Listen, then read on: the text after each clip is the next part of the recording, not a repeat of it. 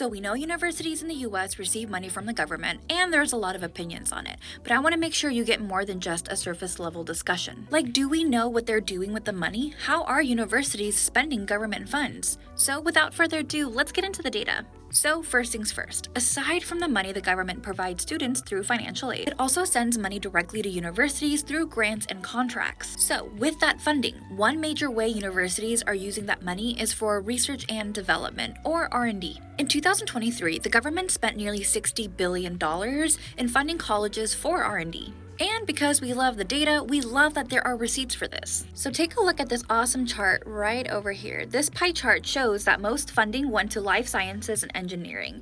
And actually right over here, that's 2.9%. And that went to all other non-science and engineering fields. And I keep saying universities, but who? Who is spending the most money? But before I get into that, it's context time, because what exactly is grant and contract funding? We hear these words a lot, and I want to make sure they're no longer buzzwords for you. Grant funding, let's start there. It's given to support public projects or services authorized by federal law. For example, the NIH, a part of the Department of Health and Human Services. The grants are essentially for disease research. Now, let's get into contract funding. The funding pays for specific goods or services for the federal government. So, for example, NASA contracts with universities to design and test new prototypes or conduct technical studies. Okay, so which schools are spending the most money? So this chart shows exactly that. And this is the same chart, but a little bit zoomed in so you get to see the full picture. These 20 schools spent more than a third of total federal R&D expenses. First up was Johns Hopkins, followed by University of Washington and Georgia Institute of Technology.